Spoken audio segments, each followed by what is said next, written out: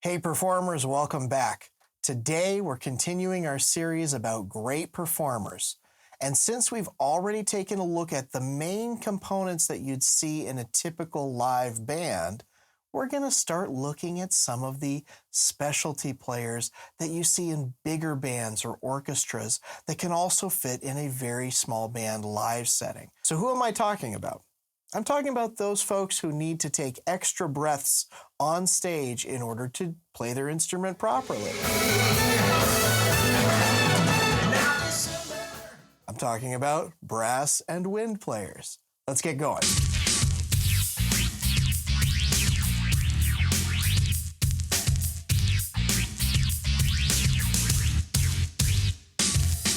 Welcome back to Danny Robertson Music, where we try to help you become the best possible performer that you can be on any stage you choose. I'm Danny Robertson. Thanks for joining me again this week. Today we're going to be looking at brass and wind players. So I'm talking about saxophone, and I'm talking about trombone, and I'm talking about clarinet, or maybe even bassoon. As we've done before in these great entertainer videos, I want to set a disclaimer first that we are not aiming at the best players of the instrument.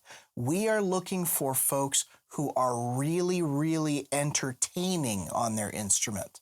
It doesn't necessarily mean that they are the best player in the world. But with that being said, I do want to know what you think. Who should be on this list? Who is a great entertainer that plays either a brass or a woodwind instrument? We're going to look at some of the great entertainers in 5 different kinds of instruments that you can use on stage.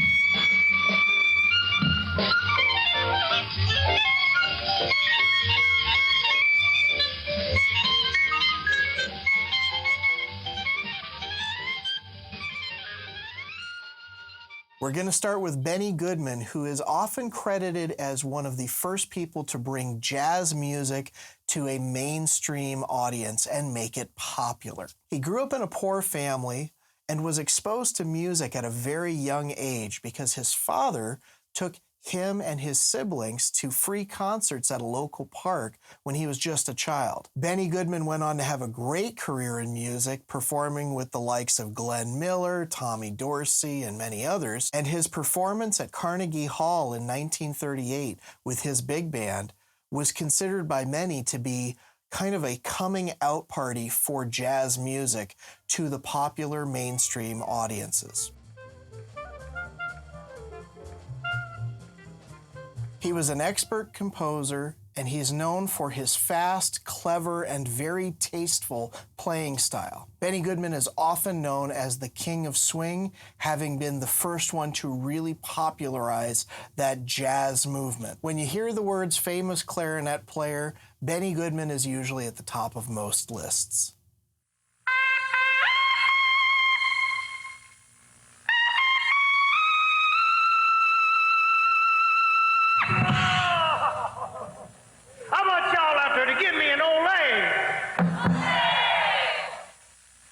Bad for a room full of drunks out there.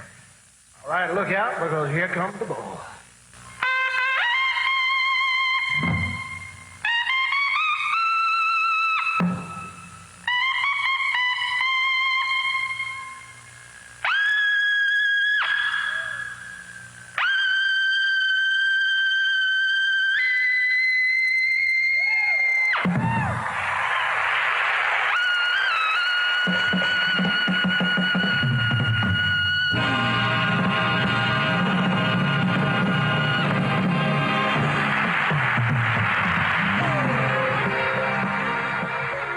Our trumpet player for today's video came at the suggestion of a trumpet player friend of mine who thought that this particular individual not only was a great player of the instrument, but was also a very good showman. Doc Severinsen was most widely known as the band leader for The Tonight Show with Johnny Carson. Believe it or not, he played in a high school band at the age of 7 because he was so good on the instrument already at that age. Doc Severinsen became known as a great conductor of orchestras, and he went on to be the principal conductor for many symphonies, including the Tonight Show Band. Known for some big gaudy outfits, his big personality, and his ability to hit some amazing high notes, Doc Severinsen is considered to be one of the best performers to ever touch the trumpet.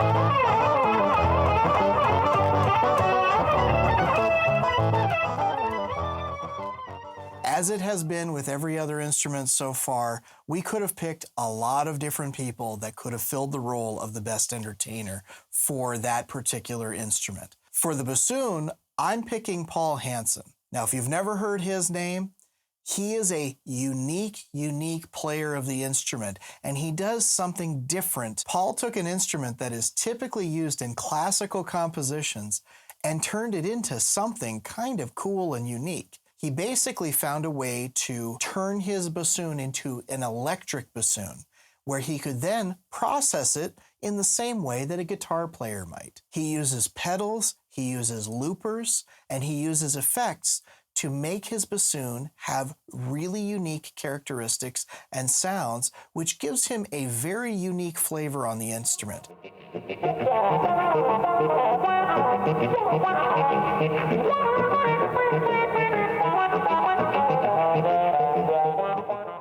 I personally first heard about Paul through Bela Fleck and the Flecktones, but he's played with a lot of different people. Ray Charles, Medeski, Martin and Woods, Charlie Hunter, Eddie Money. He's even been involved with Cirque du Soleil, where they specifically made a role in one of their shows for him. Paul's unique take on the instrument has made him a really popular guy, and I can see why. Now for bassoon, I do want to share a second individual that I think is a great entertainer on bassoon, even though he pretty much is terrible at the instrument.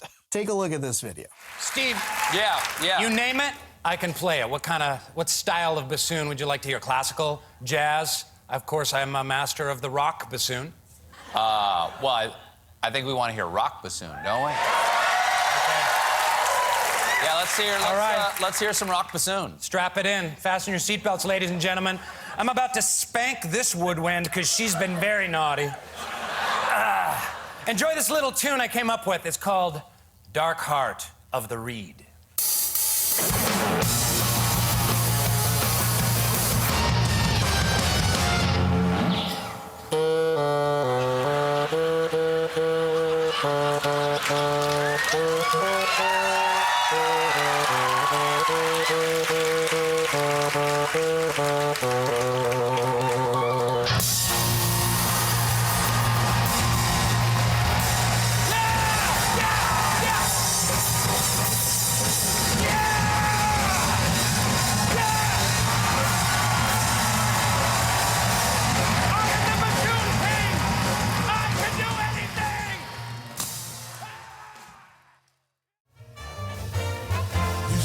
Gets a thrill, my feet won't keep still.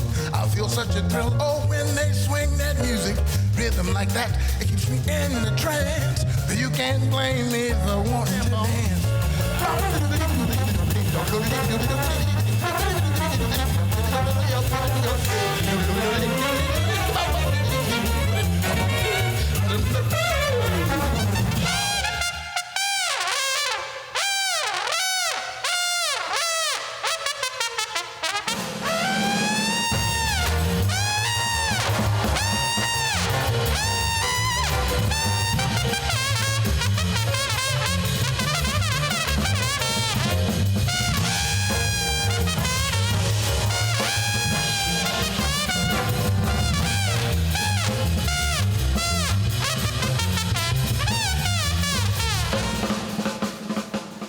For trombone today, I chose arranger, music educator, composer, band leader, didgeridoo player, and trombonist Wycliffe Gordon.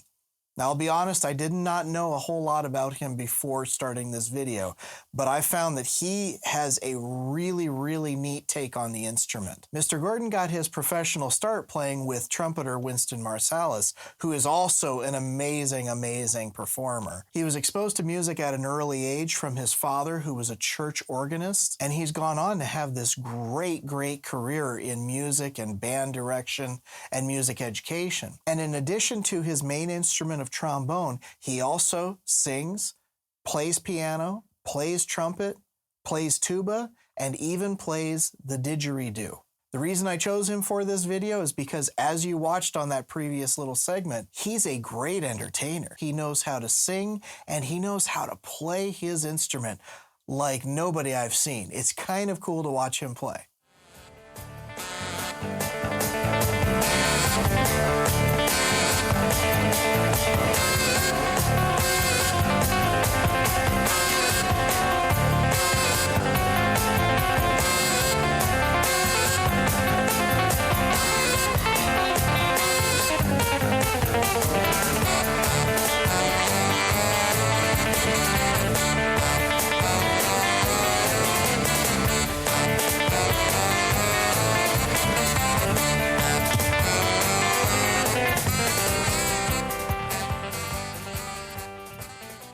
For our sax player today, we're talking about the amazing Jeff Coffin. Now, if you haven't heard his name before, he's most famously recognized for his work with the Dave Matthews Band. I believe it was 2009 he took over as the main sax player for the band because the founding member, Leroy Moore, did pass away sometime around that same time frame. Similar to Paul Hansen, I found out about Jeff several years before that when he was playing on occasion with Bella Fleck and the Flecktones. While Jeff is an amazing sax player and does great solo work and plays in all kinds of groups, the thing that he's most known for is being a double sax player.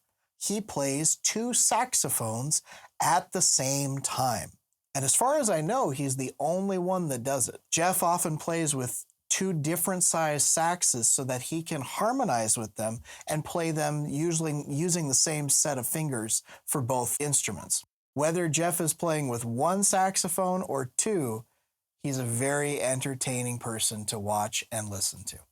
That's it for this week, and I know that I didn't bring in all of the brass and all of the woodwind instruments that we could have brought into this equation. I just figured I didn't want to keep this video too long for you. But let me know who you think should be on this list. Who is both a great instrumentalist and a great entertainer? That's what we want to know here. Let me know what you think in the comments. Thanks again for watching this week. Best of luck to you on your next great performance, and I'll see you soon. Take care.